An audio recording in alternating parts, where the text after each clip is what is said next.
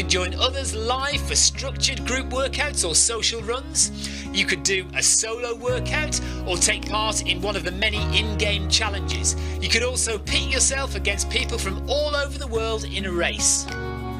There are various Zwift worlds. Some are based on existing places like London, New York, Innsbruck, Richmond, Virginia and Harrogate in the UK.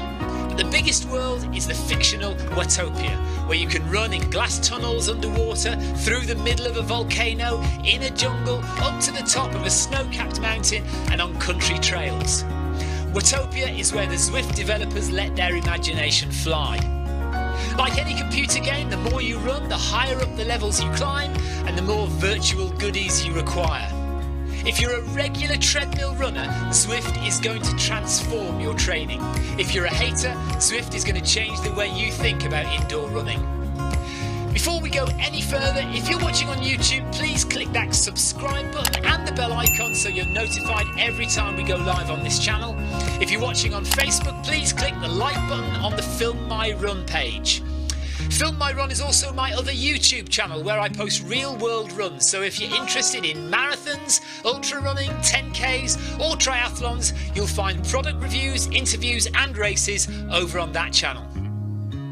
I've been running all my life. I started running long distance races in 2011 when I ran my first half marathon, and that was followed a year later by my first marathon in Paris.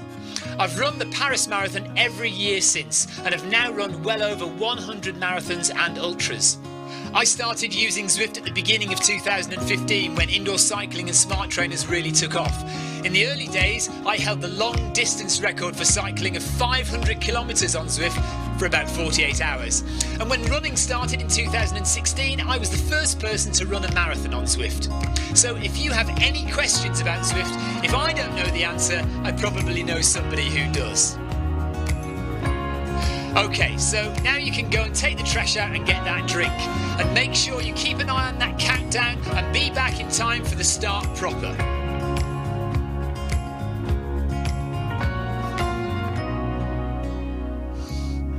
Well, go on then, don't just sit there gawping at me. Basically, this message is going to go around in a loop again and again until the start of the run, so you may as well go and do something constructive in the meantime.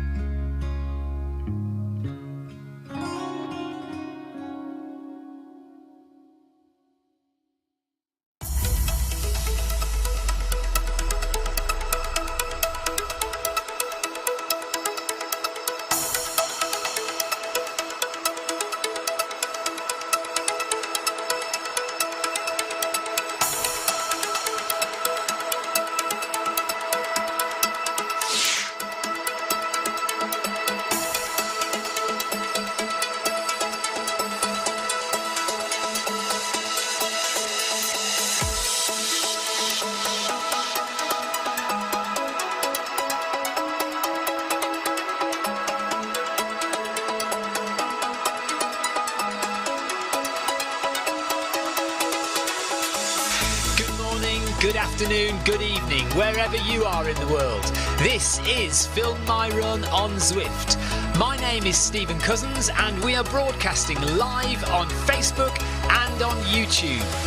While we're getting everything ready, it would be absolutely awesome if you could go and subscribe to the Film My Run YouTube channel and also the Zwift Live YouTube channel. You can also find us on Facebook at facebook.com/filmmyrun and also Twitter at filmmyrun, and the website is www.filmmyrun.com. It's very nearly time, so sit back, relax, don't forget to drop me a ride on and watch me do all the hard work.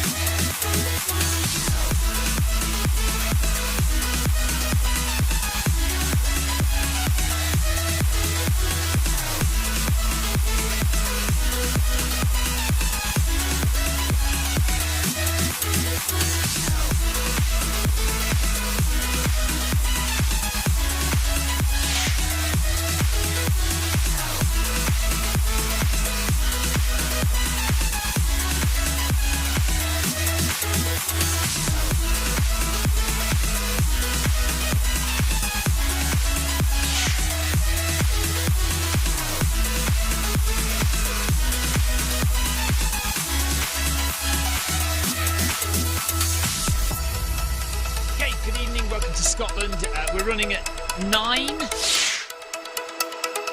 kph. If anybody wants to join, I'll just slow down and let everyone just catch up together. Nice to have Paul Deering with us. Yoko has joined us as well. Lovely. Who else have we got? Amy Green. Anthony Anderson's there. Paul Hayward is in the chat, so is Amy. Sarah Jacobson is in the chat as well and running, I think. Rather than looking at Marcus Holmes' flight schedule. Tina Beard. Hello, Tina. Paul thinks it's nice to be in Scotland. He says, I love the Scottish crowd. They've obviously passed around the whiskey. Now, why is my list of names, why am I only seeing a few stuck at the top? Let me just slow down for everyone. Make sure everyone can catch up. Let's all run together. Let's make sure we catch everybody together. So if you're running with me, slow down a bit, make sure we're all... Who's behind us? Yoko, Anthony, Paul Hayward. We've got Theo there as well. So I'm planning on going at 9. We're only going for 40 minutes. Let's run at 9 kph. If everybody can get up to 9 kph, that's good. Are you coming at 9? Yoko, are you running at 9 kph? Anthony's at that as well. Okay, we're starting to get people on the screen now. Right, Sarah's going to go slightly faster. Okay, no worries. That's fine. Paul Hayward says, what is the tea cosy on your head? How rude. How incredibly rude. I believe Heather would be most distressed if you called it that. This is what is commonly referred to as a tam o' shanter. And I am wearing it because we're in Scotland, obviously. And also, this, believe it or not, was a gift from Heather some months ago now. I've been meaning to do a run in Scotland for ages so that we could wear this. And we've just never got around to it. So I thought, right, today's the day. Let's just do a little jog in Scotland. And I can wear my tam o' shanter. And thank Heather massively for giving it to us, for sending it to us. She sent it along with some chocolate, obviously. I think as a thank you just for organising the Paris trip. So, thank you so much. Right, Andy Stone. Hi, Stephen. Sorry, not relevant to your Zwift session, but in your Chamonix training series you've just started, can you cover any strength training you do, please? Yes, I can, Anthony. I can. I can definitely cover any strength training I do. Do you know how much that would be? Precisely 0. No, I mean, I know that I should do strength training. I don't do very much of it at all. Maybe I will do some leg strength training. But you see, the thing is that I probably get leg strength training done when I'm doing hill runs. Yeah, Tina Beard, strength training, don't make me laugh. I know, I'm sorry, I don't do it.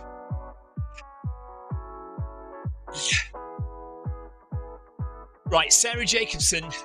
Sorry, Andy, back to Andy. Yes, listen, if I do any strength training during this series, I will be sure to mention it. But there are no plans necessarily to do any. Jeff Partridge has just joined us a little late, so you can catch up, Jeff. Oh no, you don't need to catch up, you've just been placed beside us. Amy Green says, what is strength training? And are you asking that as a genuine question? Tina Beard, in terms of strength training, she says he does do a lot of swimming though. Well, you say that. What I do is a lot of lying in water. That's not necessarily swimming. Sarah says, I can't decide if this is cooler or the sunglasses. That is a difficult choice to make. Very good question. Is the Tamashanta cooler or are the sunglasses cooler? This is the question. Jeff Partridge says, good evening, I'm just a bit late, that's alright. Paul Deering says he can put up a tent though, allegedly. I can erect a tent.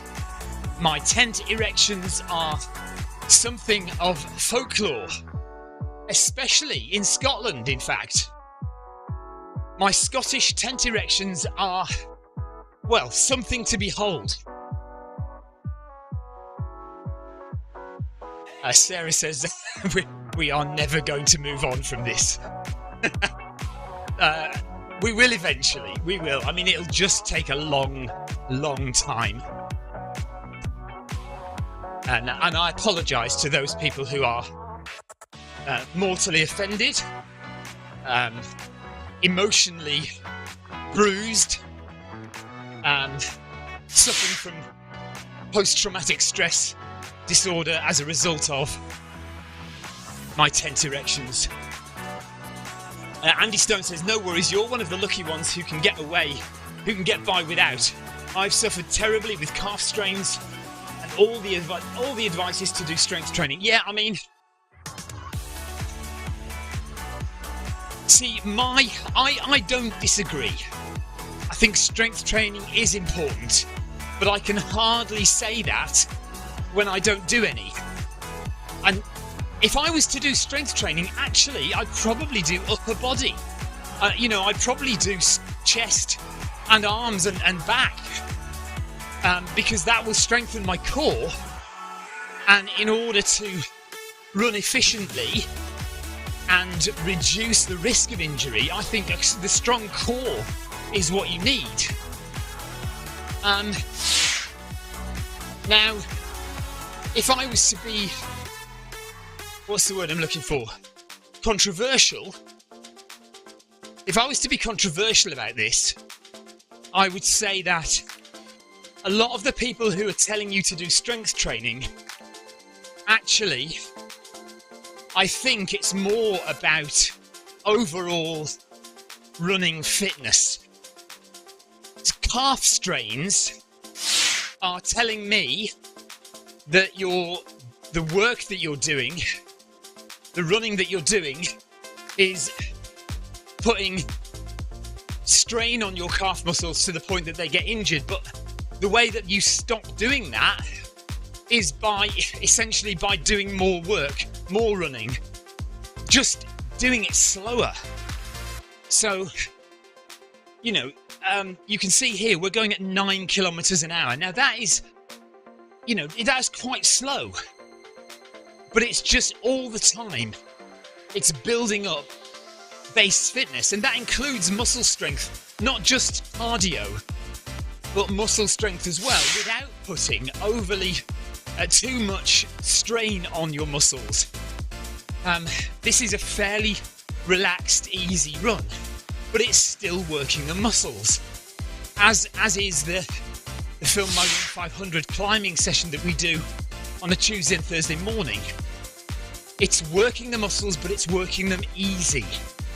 And it's all about mileage, volume, and doing the appropriate amount of training for the event or the activity that you are looking to achieve, the goal that you have. And it's the same with cramp as well.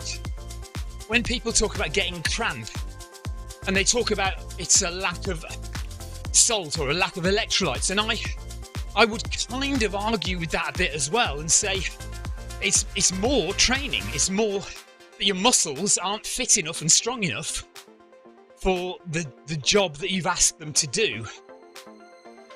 Now, strength training will help. There's no doubt about it. But I think I probably get my strength training from doing volume in terms of the number of miles I do a week. I just do them slowly.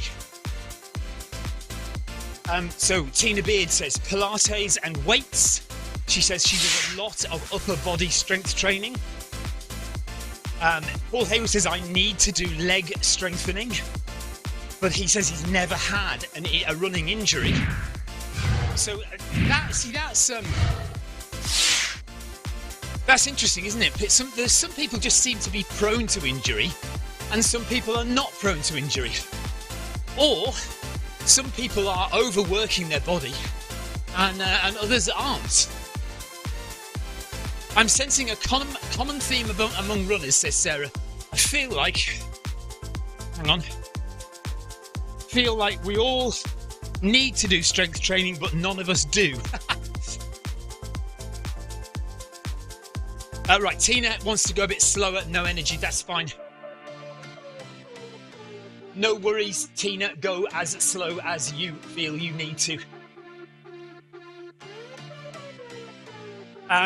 Jeff Partridge says, I agree with you about electrolytes.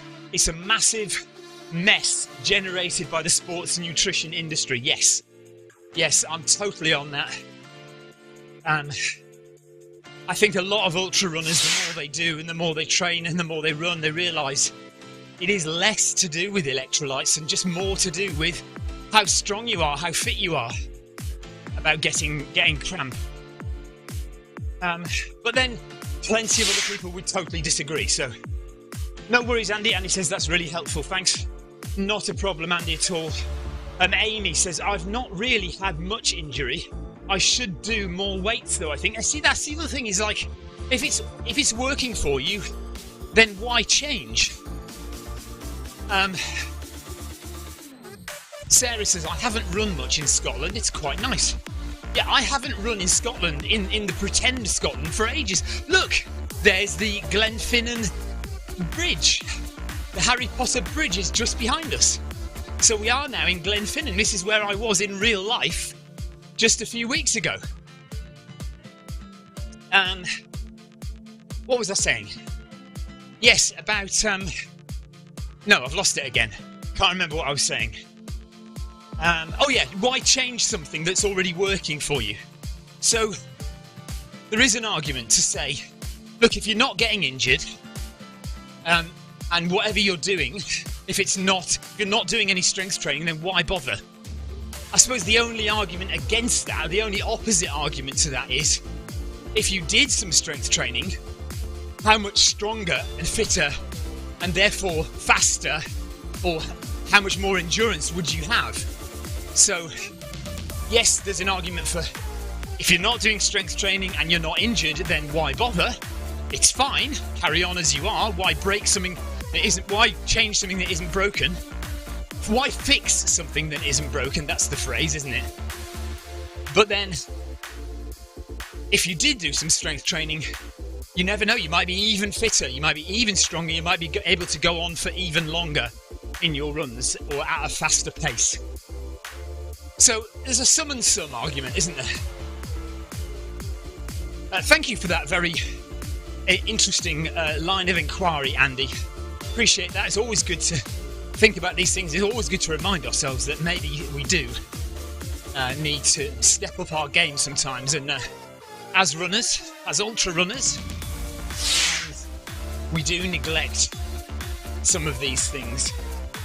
Tina says, I do upper body running. I do upper body because running doesn't make your torso stronger like it does your legs. Yes, exactly. So I would agree. And I think my legs don't necessarily need strength training in the gym. If I was going to go to the gym, yeah, I would probably do arms, torso, core. I mean, it's all, I think it's just HIIT workouts, isn't it? That would be good. Things like all those burpees and lunges and all those kind of things that just strengthen your core muscles. Sit-ups. This is very nice, isn't it, this Scotland route? I've not done this route at all. And we are climbing, aren't we? 5% grade. Not that I'm putting that on my treadmill, but yeah, we are climbing up and up and up. Just a quick shout out to Yoko. Thank you so much, Yoko, for again your support of the channel. I'm not going to mention it, but Yoko does occasionally go above and beyond for this channel. Thank you very much, Yoko. Much appreciate your support of what we do on the Zwift Run channel and on the Film My Run channel. Don't believe that it isn't appreciated. It is totally and utterly. Well, we're blown away. We're blown away. Thank you, Yoko. Right, rowing. Paul Hayward does rowing. So that certainly is upper body strength, isn't it? Arms and definitely core. I've done rowing before, and it is hard. Rowing takes it out of you. Massive strength training. Rowing is. So Tina Beard has slowed down a little, but we do have a good group together. And I believe Sarah Jacobson is still with us. She hasn't thrown a hissy fit. She has not thrown her toys out of the pram. She's still here. Is that right, Sarah? We're 2 kilometres in. So far so good today, says Sarah. It's running in Scotland, you see.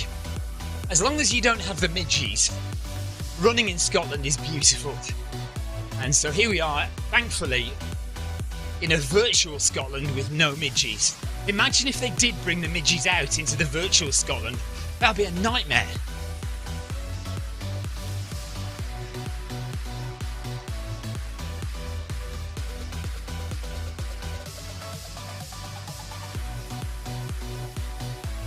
So Sarah says, I think I need to start with more frequent, shorter runs. 10k seems overwhelming, but today doesn't. Yeah, I thought about that actually.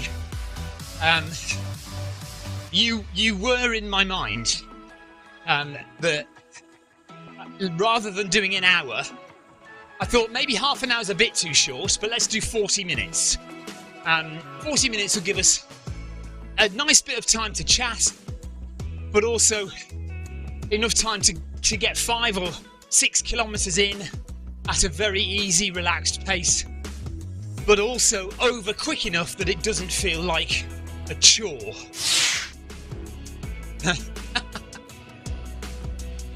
Sarah says, oh, that's so nice after everything I've done to you. Sarah, listen, I hope that I give as good as I get. So don't feel like, the waiting is all, in terms of you dishing out punishment to me. I hope I give back as good as I get. There you go, I absolutely do. Tina Beard, how rude. She says, he's lying, Sarah, as though I didn't. Look, I thought about all of you, but particularly people who might not want to run so far. In fact, you as well, Tina. I thought, let's keep it nice and gentle. Leo, hello, Scotty, he says. I said at the beginning, I'll say it again now, this was a gift from Heather. So I feel no guilt, and I don't feel like I'm being in any way racist by wearing this, because it was a gift from a Scottish person. So I am legitimately allowed to wear it. This is my Tam O'Shanter, which was given to me by Heather, sent to me by Heather and Sebastian after we ran in Paris. So it was a little bit of a thank you for the Paris thing. And I've been meaning to set up a Scotland run for a long time. Tina thinks, oh no, Jeff Partridge seems to think that this is better than wearing the bucket hat. The only thing about this, Jeff, it may look better than the bucket hat, but it's not as, it doesn't shield me from the sun or provide as much shade or cooling as the bucket hat does. Leo reckons I look like one of the Crankies. Tina Beard has a fab screenshot of me. Oh no. Where are you going to post that? That's the question. Right, Paul Deering now reckons not only is this Tam O'Shanter better than the bucket hat, but also better than the sunglasses. And Sarah Jacobson pointed this out earlier. She asked the question earlier, which is cooler? this or the sunglasses, and I now have the answer. What I need to do is wear both of them at the same time. So the sunglasses with the Tam O'Shanter will be the next appearance on the Zwift Run channel. Although it does need to be in Scotland again. I feel like I can only wear this in Scotland. So we do need to do another Scotland run. Maybe we'll do this next week again. We'll do another short, like 30, 40 minute run in Scotland. And next week, I will wear the Tam O'Shanter and sunglasses. And then I will probably be the coolest runner you have ever seen. Sarah says, I'm really enjoying this course and the run. It is a nice course, isn't it? It's a nice route.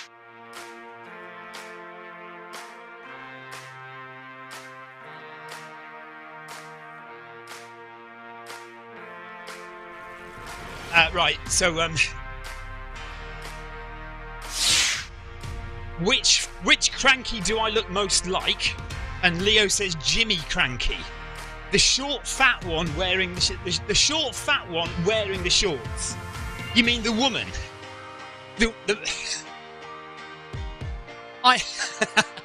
Sarah Jacobson and anyone from the USA is wondering what the heck the Crankies are. Do you know who the Crankies are? Yoko and Sarah Jacobson. And Theo Heldorn probably doesn't know who the Crankies are either. I'm not sure they made such a big impression in Holland. Right, Sarah does have no idea. I didn't think so. Right, so a British comedy institution of the 1970s and 80s was a husband and wife team known as the Crankies.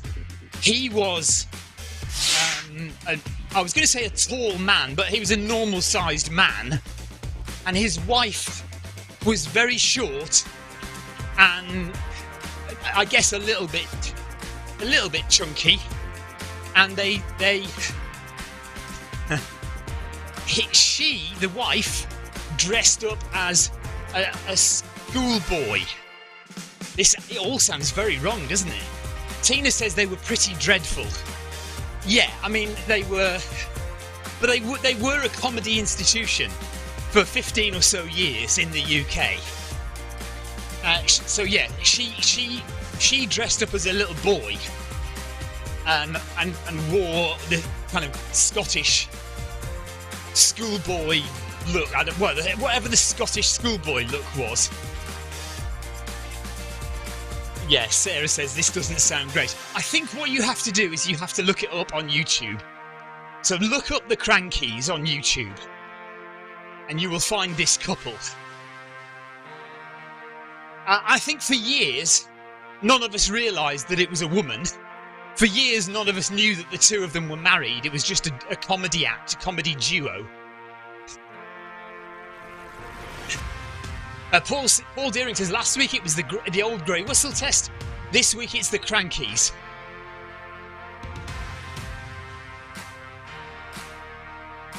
The Crankies will take some explaining, yes.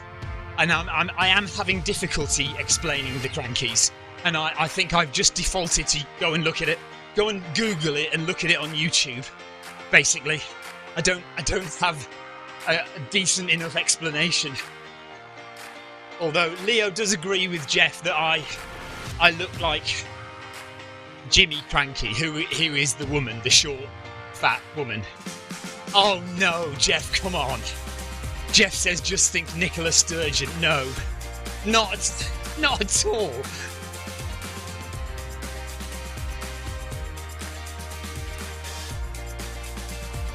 Right. Sarah Jacobson doesn't want to mess up her YouTube algorithm by looking up the Crankies. I can totally see that. Yes. The amount of recommendations you would get after that, it's not worth the bother, is it? Oh, Jeff Partridge never seen Jimmy Cranky and Nicola Sturgeon in the same room together. Well, there is that. Although you've never seen me and Jimmy Cranky or Nicola Sturgeon in the same room together.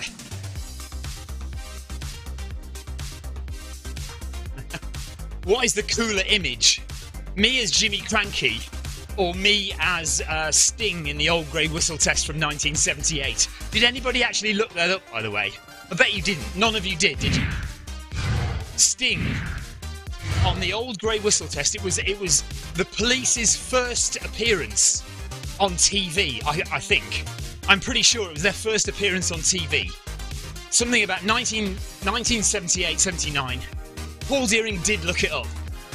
And Sting is wearing these huge sunglasses that are too big for his face. Tina Beard says, no, we just didn't care. We didn't care enough to look it up. I knew that you didn't. Paul Deering did. Paul Deering cares about me, said Tina. Paul and Debbie, they're my friends. Yeah, right. Jeff Partridge says you are right on form tonight, Tina. I know there's no holds barred, is there, with Tina tonight? She is going for it. Talking about Paul Deering caring about me, he says I didn't say that. All I said was I looked it up. Anyway, well, yeah, if you haven't looked it up, which most of you haven't, Sting is wearing these oversized sunglasses that keep dropping down his nose, and he keeps having to do that with his nose and keeps pushing them back up onto his face. Anyway, it's the coolest thing you've ever seen. And that's what I likened myself to the other night when I was wearing my sunglasses, when all of you said I didn't look cool. But I knew deep down that you knew I did look cool. And the same tonight, you see. You know, you all think I look like an idiot. You all think I look like Jimmy Cranky, when in actual fact, I look uber cool. And if you just add the sunglasses into this now, well, I don't think you've ever seen a cooler runner in your life. 4 kilometres done. We are at 4 kilometres. We're running at 9 kph, 27 minutes into the run. We're running for 40 minutes this evening around Scotland. And we've had some lovely views. We very rarely do this. I haven't run in Scotland for a while. Tina Beard says, and once again, he truly believes this. Deep in my heart, I know it's true. Sarah Jacobson wants to find out what my definition of cool is. Well, I listen. I can only define it with examples. So, Sting on the old grey whistle test. Go and look it up. Go and watch Sting on the old grey whistle test. That is the definition of cool. And I am essentially mirroring that 30, 40, 50 years, 30, 40 years on, or so, 45 years on. Oh my God, I'm so old. I'm now depressed. That's 45 years ago. Oh my God.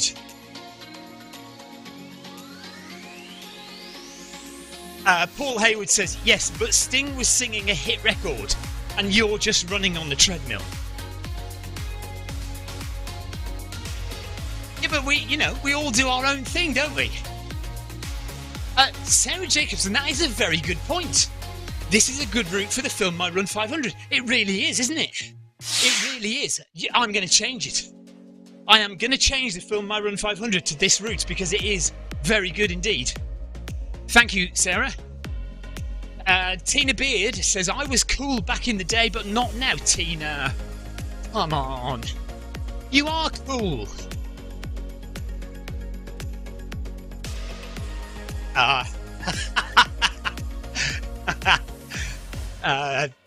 Right, Tina Beard's laughing her head off at the fact that Paul Hayward says, yeah, but he was singing a hit record and you're just running on the treadmill. Jeff Partridge says, and Stephen has never had a hit record. Oh, wait, no, well, no, see, depends what you class as a hit, doesn't it? Yeah, does it have to be in the top 10 to be a hit record? Or is anything in the top 40 a hit?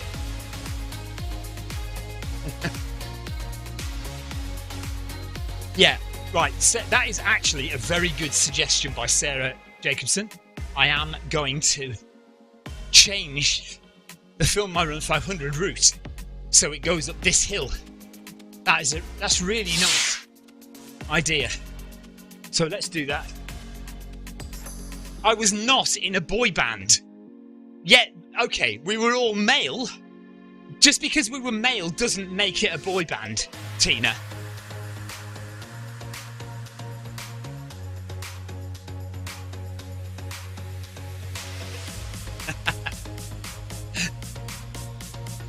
Sarah Jacobson thinks it does. So does that mean that Dire Straits was a boy band? Does that mean AC/DC is a boy band?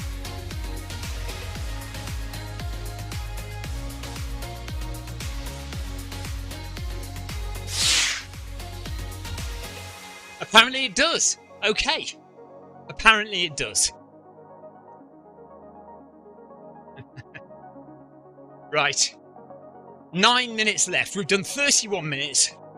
We're running for 40 minutes this evening, passing some beautiful old cottages as we climb up this hill in Scotland. Right at the beginning of the run, we passed the Glenfinnan Railway Bridge, where I was in real life just a few weeks ago.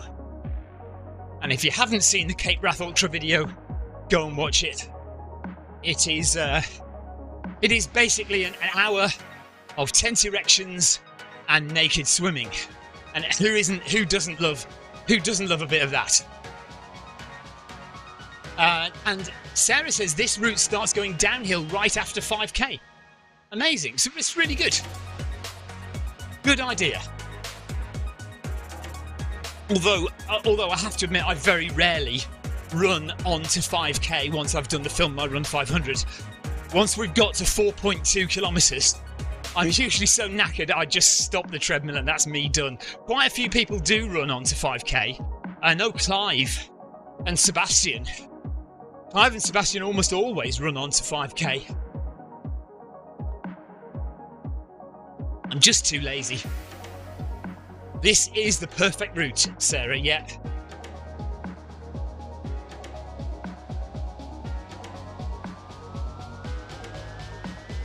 Thank you for joining me tonight, by the way. Appreciate it. I know it was a bit late notice, but I think, do you know what? Unless I go to club next week, you see, Tuesday is the only night really that I can go to outdoor club.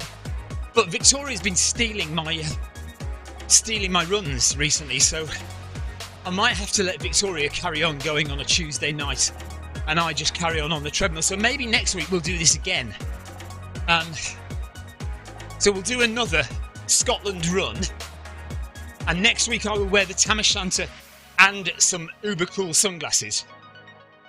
I have to say, the only reason that I'm not wearing the sunglasses tonight, apart from the fact that it's not bright enough, I have actually lost them at the moment. I don't know where they are. They're in the house somewhere, but I don't know if you're in any way aware, but I am not the tidiest person, and my sunglasses are probably under a pile of clothes or running gear. Or Victoria has hid them. That is a possibility, because you know that Tina would have done that. If I was married to Tina, yeah, Victoria hid them because she was so embarrassed, says Tina, and that's exactly what you would have done as well. If I was married to Tina, Tina would have hid my sunglasses. Wow, that is weird. In a parallel with Ari, Sarah's husband, he also recently lost his sunglasses. But be assured that by next week, I will have purchased some more. If I can't find them, there will be a new pair of sunglasses. So, hang on a minute. Tina says, oh no, don't give me that thought. What about hiding? Oh, that being married to me. Nobody wants that idea, do they? Even Victoria is sent into spasms of post-traumatic stress disorder. That's the second time I've mentioned post-traumatic stress disorder, and the thought of being married to me. She does try and block it from her mind, most days, to be honest with you. She just has to look down at her hands to realise what a terrible mistake she's made. 5 minutes to go.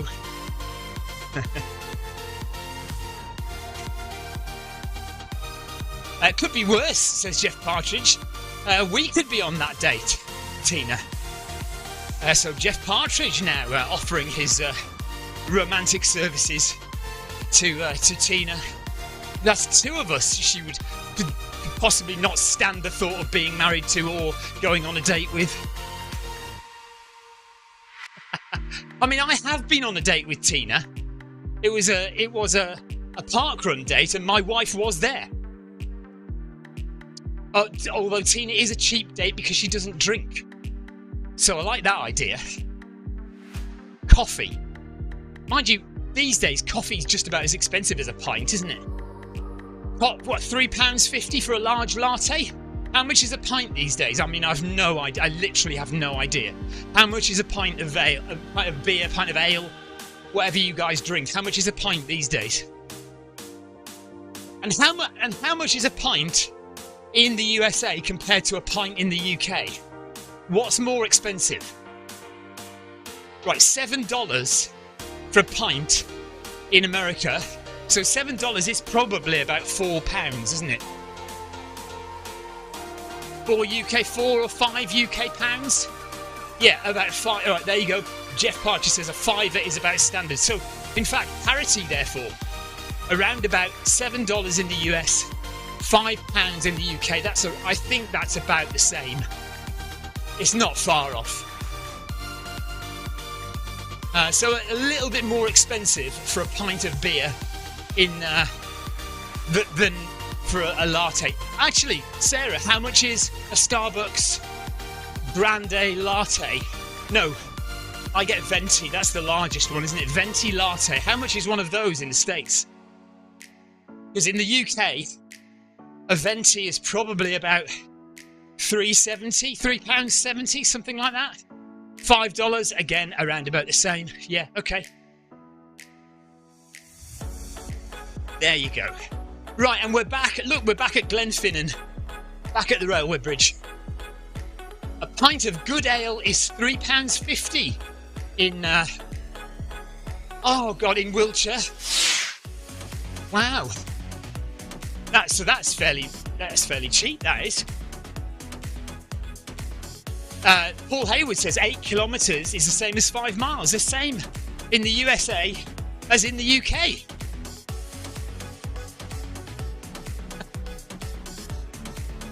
The thing is, though, distances don't fluctuate. There's no exchange rate.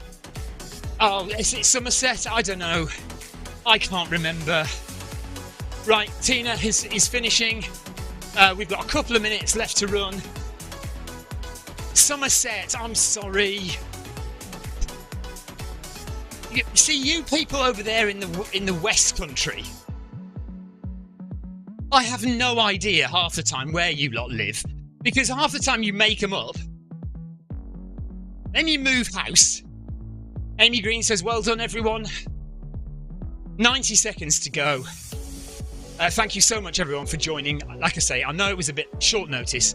If you're interested, we might do this again next week and run in Scotland again.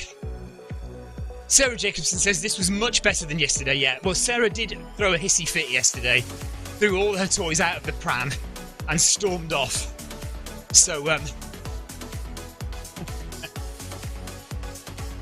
I'm glad she stuck with it today. She's done well. Marcus Holmes, by the way, if anybody wants to know, is currently trying to make his way from the USA to Australia and seems to have been stuck in Los Angeles for the past 24 hours.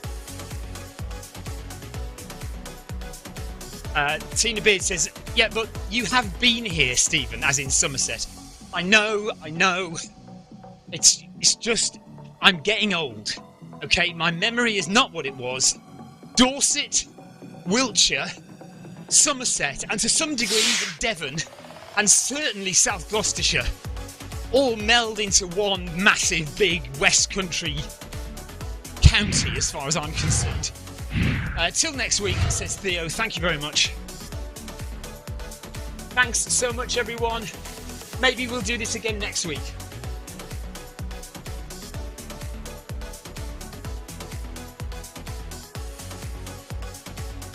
Paul Hayward says, this was great fun despite the short notice. And there we go. 40 minutes. Oh, we've done 6 kilometres. How lovely. Just about 6 kilometres. There we go. Ah. Right, 6k done. So that's just over 10k for the day because we did the Film My Run 500 this morning. So awesome. Thank you very much, everybody, for joining again. And well done for taking part and being in the chat there as well. Gosh, it's warm now. What is it? 26.5 degrees Celsius in here. Yeah, I'm sweating all of a sudden. Mind you, this Tam O'Shanter, like I said before, is not clearly very aerated. There's not many holes in it to let the air in.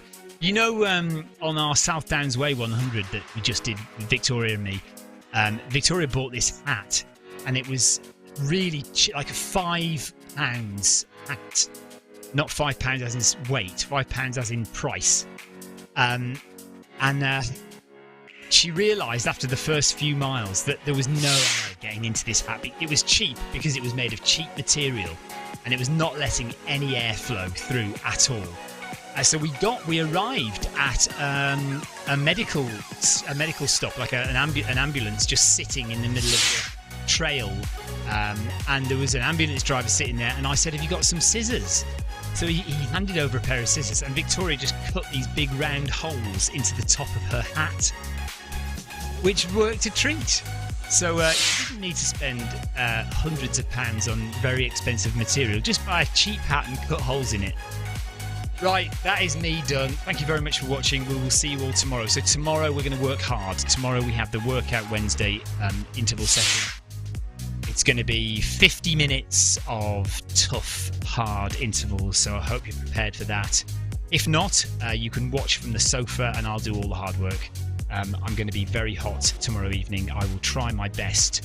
I think what we'll do is we'll go in Group B, but I'm going to up the ante a bit and push it to about 110%, something like that, and then hopefully we'll get back to Group A in a couple of weeks' time. Right, thank you very much for watching. I'm going to go and have a shower. Take care, everyone. Have a great rest of your day, and we'll see you tomorrow evening for the Workout Wednesday. Bye-bye, guys. Bye.